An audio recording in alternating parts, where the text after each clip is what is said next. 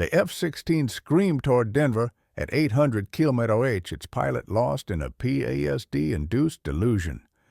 5 air traffic controllers had failed to reach Captain Morrison.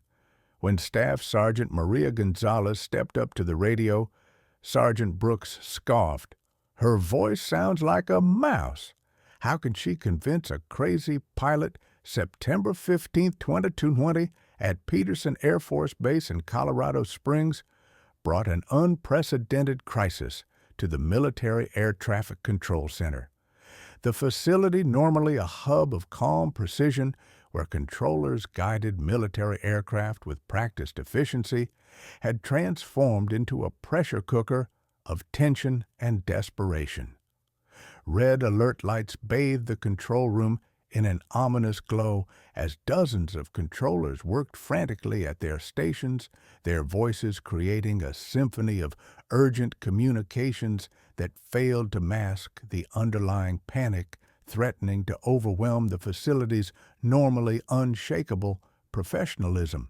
Captain Jake Morrison's F-16 Fighting Falcon had become a weapon of mass destruction, hurtling toward one of America's busiest airports.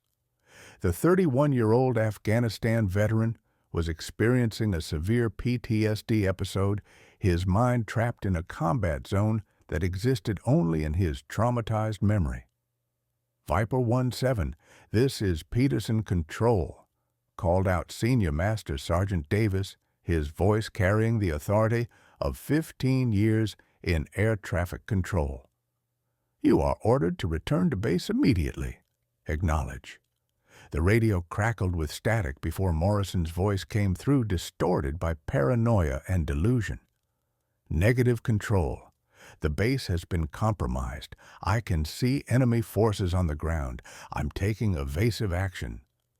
Morrison's F-16 was loaded with 50 rounds of 20mm cannon ammunition, enough firepower to devastate civilian aircraft or ground targets.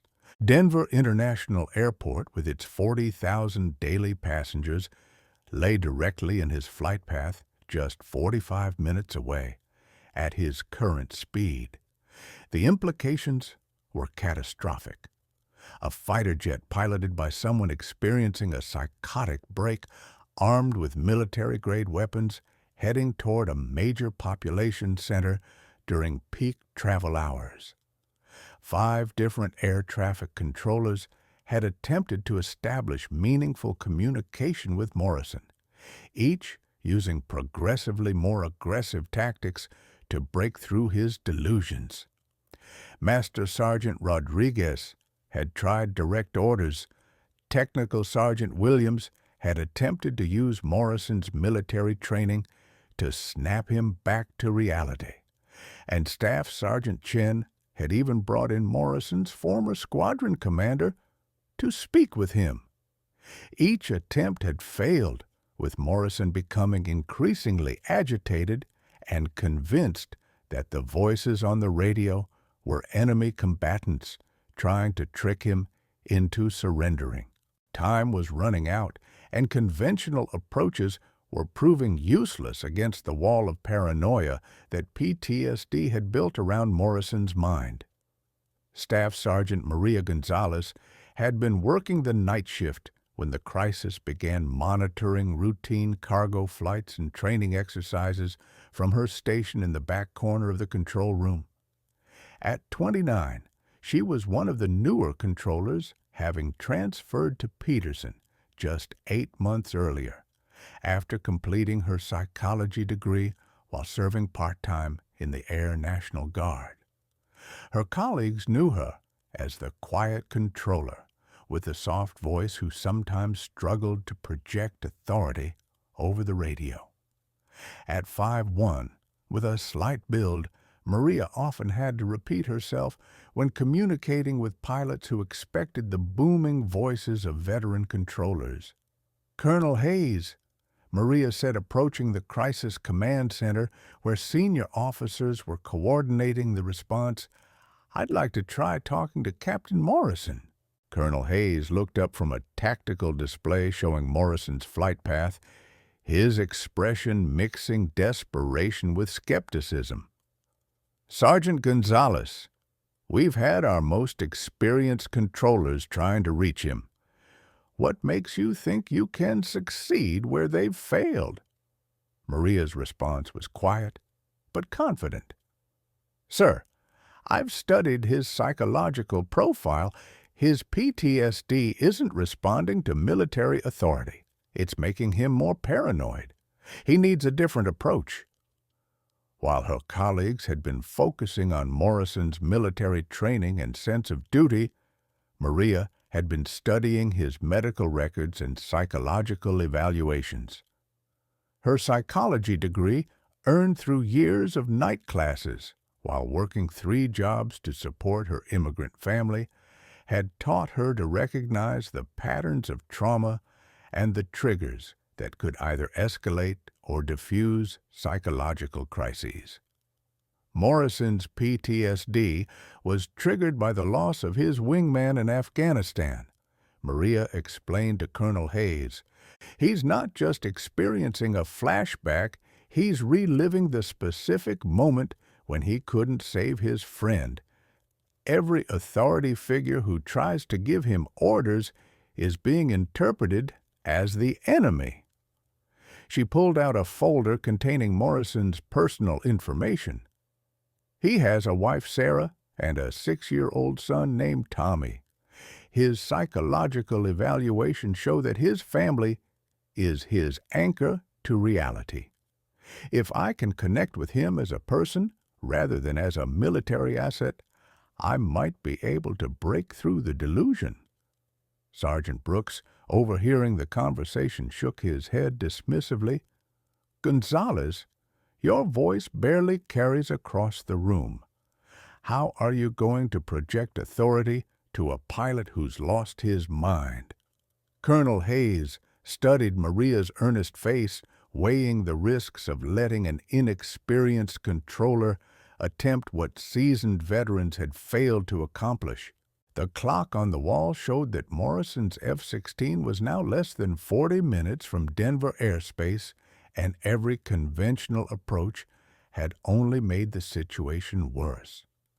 "Sergeant Gonzalez," Hayes said finally, "you have one chance, but understand that if this doesn't work, we'll have to consider more drastic measures." The implication was clear. If Maria couldn't talk Morrison down, military interceptors would be scrambled to shoot down the F-16 before it could reach Denver. The thought of destroying an American pilot, even when experiencing a psychological crisis, was abhorrent to everyone in the room. But the alternative could be hundreds of civilian casualties. Maria nodded, understanding the weight of responsibility being placed on her shoulders. "Sir, I need complete radio silence from all other controllers. Morrison needs to hear only one voice, and that voice needs to be calm, non-threatening, and personal." As Maria walked to the primary communications station, she could feel the eyes of every person in the control room following her. The soft-spoken sergeant was about to attempt something that could either save hundreds of lives or bear witness to a tragedy that would haunt everyone present for the rest of their careers. Maria adjusted her headset and took a deep breath, centering herself with the meditation techniques she had learned during her psychology training. Her voice, when she finally spoke into the microphone, was deliberately soft and non-threatening, the opposite of every military communication protocol she had been taught. "Jake," she said, using Morrison's first name instead of his rank or call sign, "my name is Maria. I'm here at Peterson, and I want to talk to you about Tommy." The radio silence that followed seemed to stretch for eternity. In the control room, dozens of controllers held their breath, watching the radar screen that showed Morrison's F-16 continuing its relentless path toward Denver. Finally, Morrison's voice crackled through the speakers, but it was different from his previous communications, confused rather than aggressive. Who? Who is this? How do you know about my son? Maria felt a surge of hope. Morrison had responded to his son's name, which meant that part of his mind was still connected to reality, despite the PTSD-induced delusions that were driving his actions. I know about Tommy because I care about what happens to his daddy, Maria replied, her voice carrying genuine warmth and concern.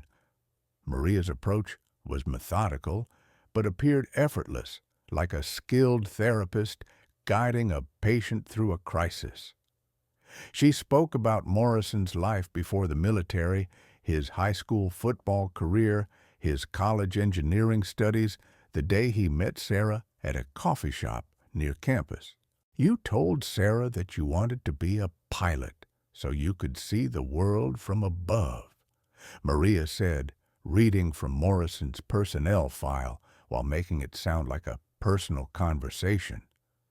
You said flying made you feel free. Morrison's responses became more coherent as Maria continued to anchor him to positive memories. I remember that. Sarah laughed because she was afraid of heights. She said she'd marry me anyway, even if I was crazy enough to fly jets. The psychological technique Maria was using was called grounding, helping someone experiencing a dissociative episode reconnect with their identity and reality through personal memories and emotional anchors. Her soft voice and non-threatening approach were allowing Morrison to lower his psychological defenses. Tommy's 6 now, Maria continued. Sarah says he wants to be a pilot just like his daddy. He builds model airplanes and hangs them from his bedroom ceiling. As Morrison became more responsive, Maria began the delicate process of helping him understand his current situation without triggering another paranoid episode. This was the most dangerous phase of the intervention. If Morrison suddenly realized he was flying a military aircraft toward a civilian target, the shock could cause him to panic or become suicidal. Jake, I need you to look at your instruments, Maria said gently. Can you tell me what you see? Morrison's voice was becoming clearer, but Maria could hear the confusion growing as his delusions began to fade. I'm in an F-16, but I thought there were enemies at the base. I thought I was under attack. You're safe, Jake, Maria assured him. There are no enemies. You're having a flashback to Afghanistan. The base is secure, and everyone here wants to help you come home to Sarah and Tommy. The silence that followed was agonizing. Maria could almost hear Morrison's mind struggling to reconcile his delusional memories with the reality of his situation. This was the critical moment. If he accepted Maria's version of reality, he could be guided to safety. If he rejected it, the delusions might return even stronger than before. Oh, God! Morrison's voice came through the radio, filled with horror and realization. What have I done? I'm flying toward Denver. There are people, civilians. Maria could hear the panic building in Morrison's voice and knew she had seconds to prevent him from making a catastrophic decision. Jake, listen to me. You haven't hurt anyone. You're a good man who's been fighting a war that ended years ago in your mind. But right now, Tommy needs his daddy to come home. I can't face them, Morrison said, his voice breaking. Sarah doesn't know how broken I am. Tommy thinks I'm a hero, but I'm just broken. This was the moment Maria had been preparing for, the point where Morrison's shame and guilt could either motivate him to seek help or drive him to a desperate final act. Her response would determine whether Captain Jake Morrison lived to see his family again or became another casualty of a war that had ended on paper but continued to rage in the minds of those who had fought it. "Tommy doesn't need a hero, Jake," Maria said, her voice carrying absolute conviction. "He needs his father. Broken or not, you're still his daddy, and he loves you exactly as you are." Morrison's realization of what he had done triggered a psychological crisis that was even more dangerous than his original delusions. The shame and horror of nearly attacking civilians combined with his existing PTSD created a perfect storm of self-destructive impulses that threatened to end the crisis in the worst possible way. "I can't go back," Morrison said, his voice hollow with despair. "I can't face Sarah knowing what I almost did. I can't look at Tommy knowing that his father is a monster who almost killed innocent people." Maria watched the radar screen with growing alarm as Morrison's F-16 began to descend its nose, pointing toward the empty plains east of Denver. She realized with horror that Morrison was preparing to crash the aircraft rather than return to face the consequences of his actions. "Jake, you're not a monster," Maria said urgently, abandoning her previous calm tone as the situation became critical. "You're a sick man who needs help. There's a difference." But Morrison's response revealed the depth of his despair. "Tommy deserves better than a father who's lost his mind. Sarah deserves better than a husband who can't tell the difference between reality and nightmares. They'll be better off without me." The F-16 continued its descent, and Maria realized she had less than 2 minutes to save Morrison's life and prevent the loss of a multi-million-dollar aircraft. With Morrison's aircraft diving toward the ground and time running out, Maria made a desperate decision to abandon all psychological protocols and speak from her heart. Her voice, which had been carefully modulated throughout the crisis, suddenly carried the raw emotion of someone fighting for another person's life. "Jake, I'm going to tell you something that's not in your file," Maria said, her voice breaking slightly. "My father came back from Iraq with PTSD. He tried to kill himself when I was 12 because he thought we'd be better off without him. The personal revelation was a complete violation of professional boundaries. But Maria knew that conventional approaches weren't going to save Morrison's life. She had to reach him on a human level, sharing her own pain to help him understand that he wasn't alone in his struggle. "You know what happened when my father tried to leave us," Maria continued, tears now evident in her voice. "My world fell apart, not because he was broken, but because he was gone. Tommy doesn't need a perfect father, Jake. He needs his father, broken, scared, struggling, but alive." Morrison's aircraft leveled off slightly, suggesting that Maria's words were having an impact. But he was still dangerously low, and his fuel gauge was showing critical levels after the extended flight and erratic maneuvering. "Pull up, Jake," Maria pleaded. "Come home to your family. Let them help you heal." The next 60 seconds would determine whether Morrison lived or died, whether Maria's intervention would be remembered as a heroic success or a tragic failure. Morrison's F-16 was now flying just 500 feet above the ground, low enough that any sudden movement could result in a fatal crash. "I don't know how to come back from this," Morrison said, his voice barely audible over the radio static. "I don't know how to be the man they need me to be." Maria's response came from the deepest part of her understanding of human psychology and personal experience with trauma. "You don't have to be the man you were before Jake. You just have to be willing to try to become the man you can be now. Tommy doesn't need his father to be perfect. He needs his father to be present." The radar screen showed Morrison's aircraft beginning to climb, pulling out of its death dive with just 200 feet to spare. But the crisis wasn't over. His fuel was critically low, and he needed to land immediately or risk crashing anyway. Peterson Control. This is Viper 17. Morrison's voice came through the radio using his call sign for the first time since the crisis began. Requesting emergency landing clearance. I'm coming home. Maria's relief was so overwhelming that she had to grip the edge of her console to keep from collapsing. Viper 17, you are cleared for emergency landing on runway 35. Emergency crews are standing by. Welcome home, Jake.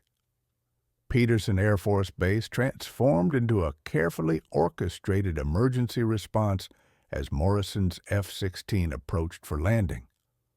Fire trucks and ambulances lined the runway while medical personnel prepared for both physical and psychological trauma treatment. The aircraft was running on fumes with fuel indicators showing less than 2 minutes of flight time remaining. Viper 17, you're on final approach. Maria guided Morrison through the radio, her voice now steady and professional despite the emotional toll of the previous 23 minutes. Runway is clear, winds are calm, you're looking good. Morrison's voice was shaky but determined. Maria, I want you to know, you saved my life today, not just from crashing, but from something worse. You gave me a reason to come home.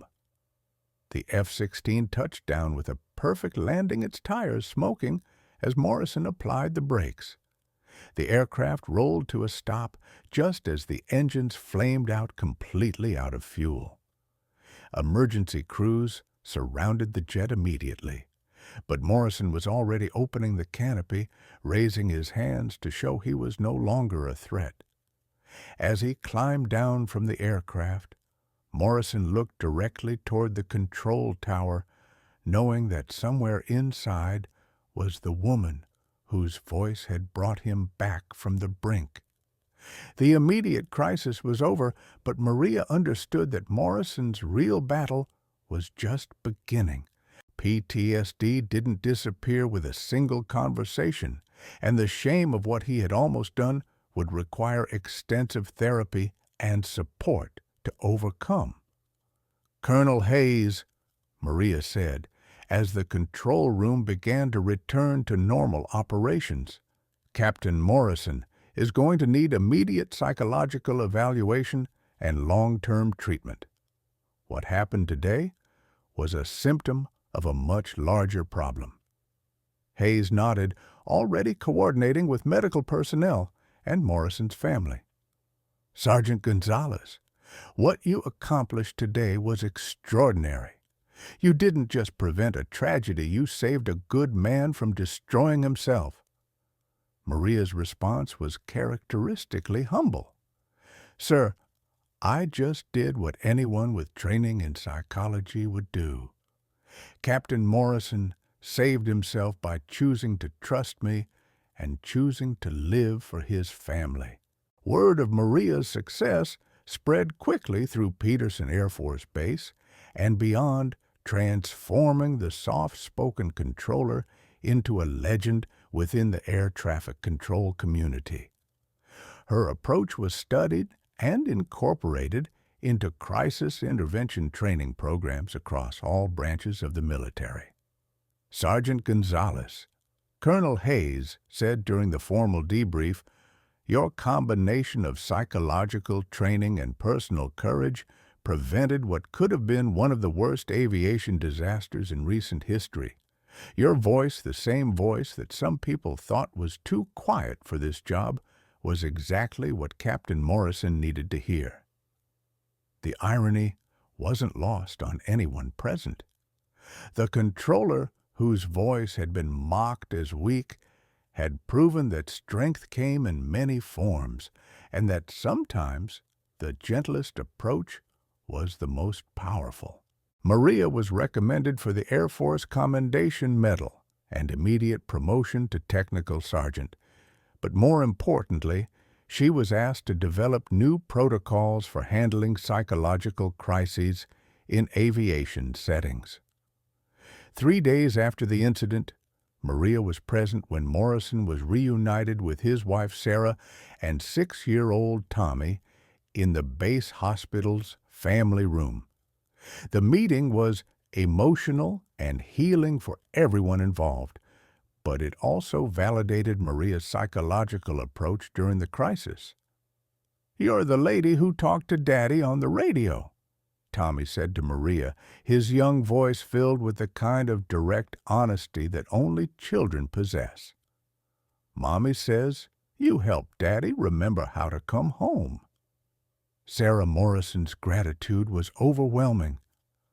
"I don't know how to thank you," she said, tears streaming down her face.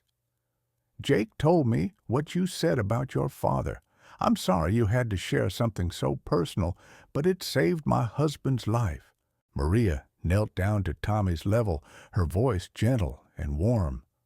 "Your daddy is a hero, Tommy, not because he flies jets, but because he was brave enough to ask for help when he needed it. That's the hardest kind of courage there is." The interaction reinforced Maria's understanding that her success hadn't been due to any special technique or training, but because she had been willing to connect with Morrison as a human being rather than just a military asset. Maria's success led to fundamental changes in how the military approached aviation psychology and crisis intervention. Her methods were studied by psychologists, air traffic controllers, and military leaders who recognized that her approach represented a new paradigm in handling psychological emergencies. What Sergeant Gonzalez demonstrated, explained Dr. Patricia Chen, a military psychologist who studied the incident, is that effective crisis intervention requires both technical knowledge and genuine human empathy. Her psychology training gave her the tools, but her willingness to share her own vulnerability gave her the connection she needed to reach Captain Morrison. The incident became a case study in military academies and psychology programs, demonstrating how personal experience with trauma could be transformed into a tool for helping others. Maria's story inspired other service members to pursue training in psychology and crisis intervention, creating a new generation of military personnel equipped to handle the invisible wounds of war. 5 years after the incident, Maria had been promoted to Master Sergeant and was running the Air Force's premier crisis intervention training program. Her voice, that had once been considered too weak for air traffic control, was now training controllers across the globe in the psychological techniques that could save lives. Morrison, meanwhile, had undergone extensive therapy and returned to limited flight duty, becoming an advocate for military mental health awareness. He often spoke alongside Maria at conferences and training sessions, sharing their story as an example of how reaching out for help could literally mean the difference between life and death. "Maria didn't just save my life that day," Morrison would tell audiences. "She reminded me that being broken doesn't mean being worthless, and that asking for help isn't a sign of weakness, it's a sign of wisdom." The soft-spoken controller had proven that sometimes the most powerful voice is the one that speaks with compassion rather than authority. Maria's successful intervention led to sweeping changes in military aviation psychology protocols. The Air Force implemented new training requirements for air traffic controllers, emphasizing psychological awareness and crisis communication techniques. Her approach became known as the Gonzalez Method, combining traditional air traffic control with therapeutic communication skills. Military bases across the country established rapid response teams that included both air traffic controllers and mental health professionals, recognizing that aviation emergencies could be psychological as well as mechanical. The incident also led to improved screening and support systems for pilots returning from combat deployments, with mandatory psychological evaluations and ongoing mental health support.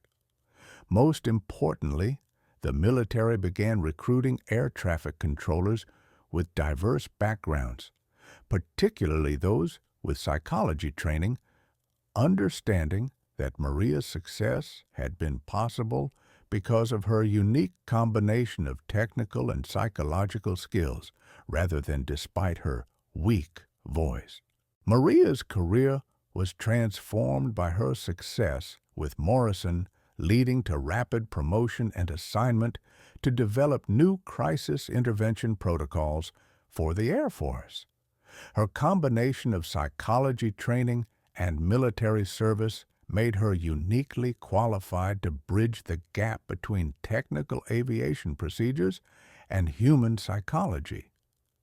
Her story became an inspiration for other women and minorities in military aviation, proving that success in traditionally male-dominated fields could come through different approaches rather than simply adopting masculine communication styles. The controller, whose voice had been dismissed as inadequate, had revolutionized the field through the power of empathy and psychological understanding. Maria continued to work in air traffic control while pursuing advanced degrees in psychology, eventually becoming one of the military's leading experts on aviation psychology and crisis intervention. The Morrison incident sparked a national conversation about military mental health and the invisible wounds of war. Maria's story was featured in documentaries and training materials, helping to reduce the stigma associated with PTSD and encouraging service members to seek help when needed. Her success demonstrated that effective crisis intervention required both technical competence and human compassion, inspiring changes in emergency response protocols across multiple industries. The soft-spoken sergeant, who had been mocked for her quiet voice, had proven that true strength often comes in unexpected forms, and that sometimes the most powerful communication is the kind that speaks directly to the human heart.